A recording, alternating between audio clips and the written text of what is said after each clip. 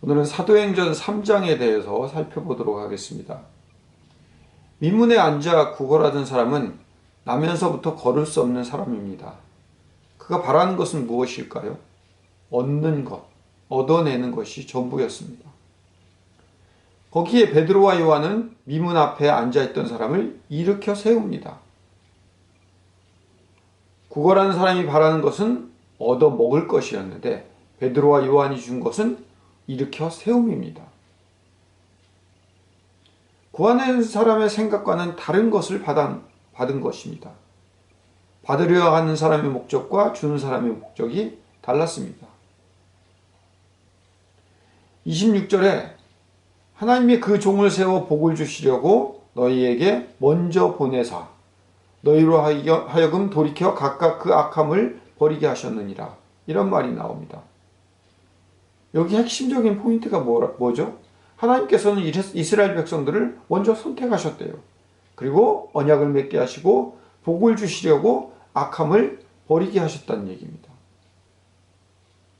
결국 구걸하는 사람에게 이 26절을 적용해 보면 구걸하는 사람은 낳을 때부터 걸을 수 없는 사람인데도 불구하고 언약을 맺은 사람입니다.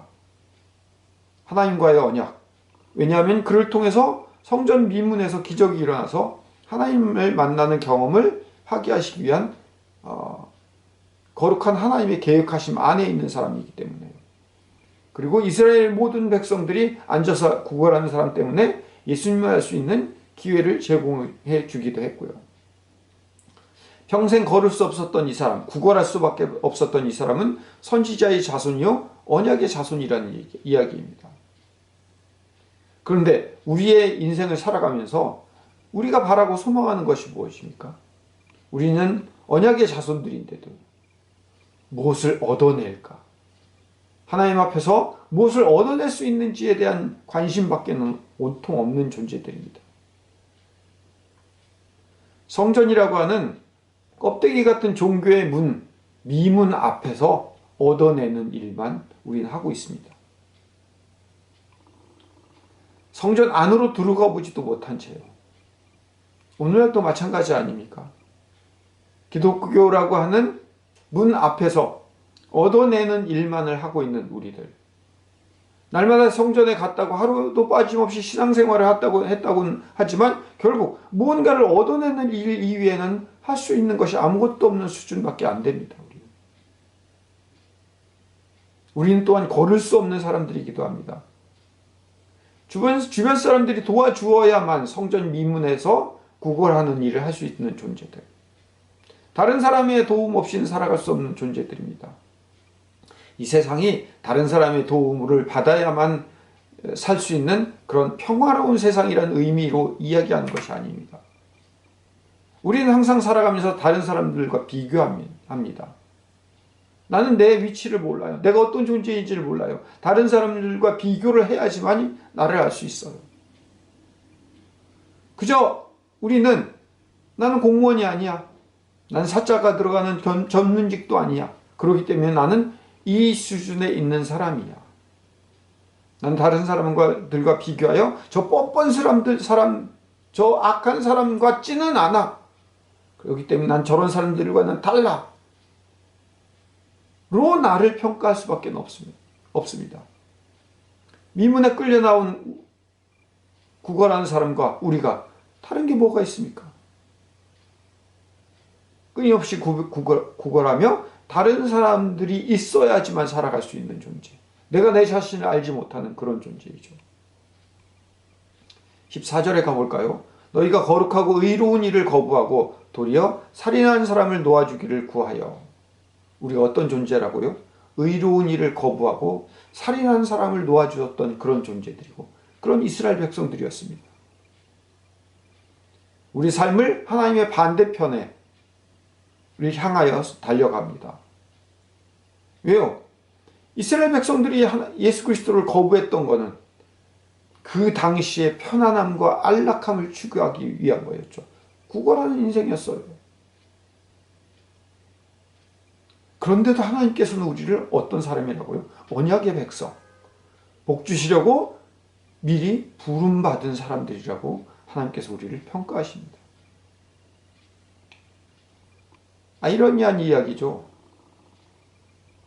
근데 우리는 구걸한 인생밖에 안 되는 이 인생인데 우리를 통해서 돌이켜 악함을 버리게 하셨느니라. 26절에 나오죠. 어쩌면 구걸하기만 목말라 하는 인생이었기 때문에 오히려 진짜 악으로부터는 멀어질 수 있지 않았을까. 우리나 이스라엘 백성들이 언제 악에서 돌아선 인생들이었습니까? 그런데도 하나님은요, 우리를 악함을 버리게 하신 분, 악함을 버리게 하셨다는 거예요. 어쩌면 우리 인생을 구걸하는 인생으로 만드셔서 성전문 근처에서 살아갈 수 있는 존재, 성전문에서는 들어갈 수도 없지만 멀어지지도 못하는 존재, 하나님 주변에 머무를 수밖에 없는 그런 존재로 살아가게 하셨는지도 모릅니다. 반대로 정말 악한 존재들은 구걸할 필요가 없는 인생들입니다. 하나님 보시기에 악이 뭐죠? 하나님 자체를 구하지 않는 존재들. 지금 현재의 세상이 만족한 사람들, 나는 무언가를 베풀 수 있고 줄 수 있다고 생각하는 그런 사람들, 거짓과 탐욕 이외에는 줄 수 없는데도 불구하고요. 하지만 구걸한 사람들에게는 비록 구함이라고 하는 삐뚤어진 방향이 있기는 하지만 갈급함에 젖어 있기 때문에 결국은 하나님을 찾지 않고서는 안 되는 그런 사람으로 하나님께서 선택하셨던 거죠. 부자와 거지 나사로를 한번 보세요. 부자라는 이유만으로 지옥에 갔다는 사실이 놀랍지 않습니까?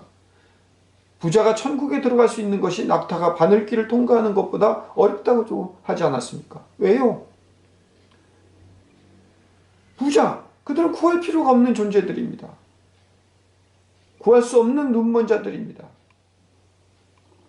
이 세상에 있는 것들은 많은 것들을 가졌겠죠. 그래서 줄 수 있다고 생각했겠죠. 그래서 구할 필요가 없는 존재들이죠. 그게 부자입니다. 자, 이제 그래서 어쩌란 말이에요. 19절로 가볼게요. 그러므로 너희가 회개하고 돌이켜 너희 죄 없이 함을 받으라. 이같이 하면 새롭게 되는 날이 주 앞으로부터 이를 것이요. 죄사함을 받아야 한답니다. 죄가 뭐예요? 하나님으로부터 벗어난 길을 말합니다.